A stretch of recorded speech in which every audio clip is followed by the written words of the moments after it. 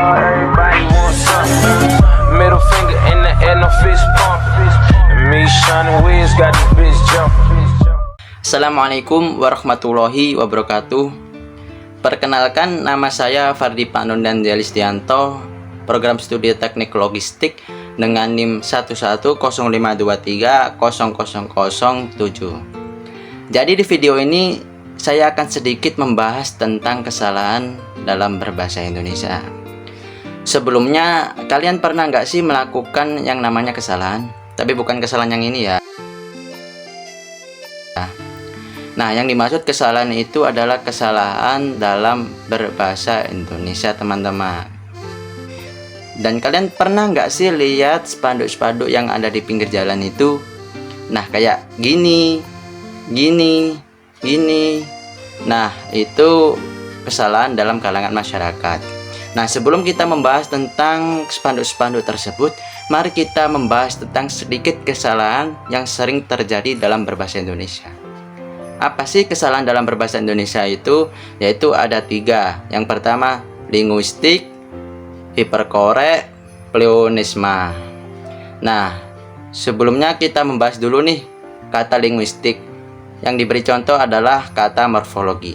Gimana sih olahan kata morfologi itu? Nah, di sini kan ada beberapa foto nih. Menurut kalian, apa sih kesalahan-kesalahan tersebut? Nah, kesalahan tersebut itu adalah kata imbuhandi. Ada yang merupakan kata imbuhandi dan ada juga yang merupakan kata depandi.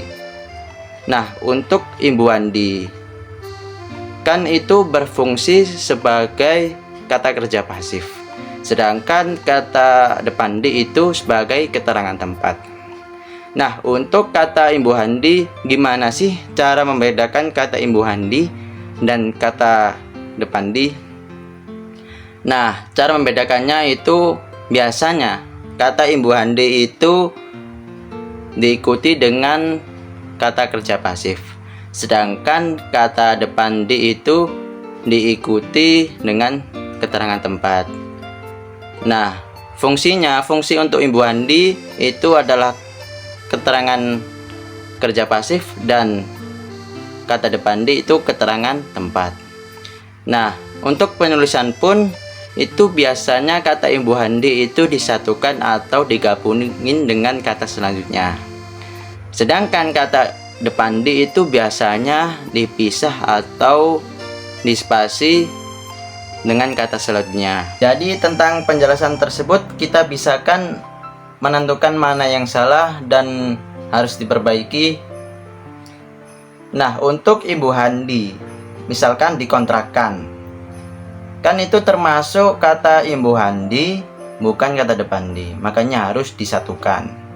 Lalu di sini kan menyatakan tempat, jadi itu harus dipisahkan seperti itu. Dan setelah itu, kira-kira apa sih kata-kata yang sering muncul di pinggir jalan? Yaitu fotokopi. Kalian inget gak fotokopi?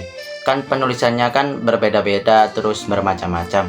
Ada yang pakai P, ada yang pakai V, ada yang pakai C, terus ada yang pakai K. Nah, di sini ada 5 penulisan fotokopi. Kira-kira menurut kalian mana sih yang benar dalam penulisan tersebut? Nah, seharusnya di dalam penulisan fotokopi yang benar itu harus digabungin atau disatuin fotokopi. Terus pakai F bukan pakai V karena sudah diterjemahkan dalam bahasa Indonesia sehingga penulisannya pun harus disesuaikan. Terus untuk C bukan pakai C lagi tetapi pakai K. Lalu fotokopi itu dipisah atau disatuin sih? Harus disatuin. Kalau dipisah itu akan berbeda maknanya. Fotokopi atau foto secangkir kopi. Maka dari itu harus disatuin agar mananya fotokopi dalam umumnya. Ada beberapa kata-kata nih.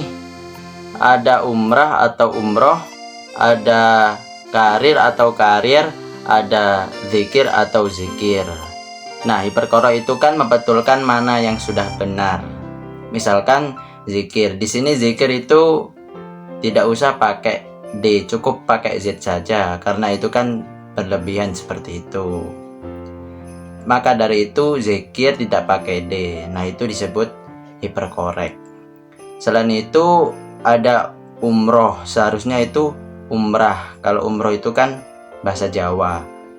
Cukup sekian video ini, semoga bermanfaat. Kurang lebihnya mohon maaf. Wassalamualaikum warahmatullahi wabarakatuh.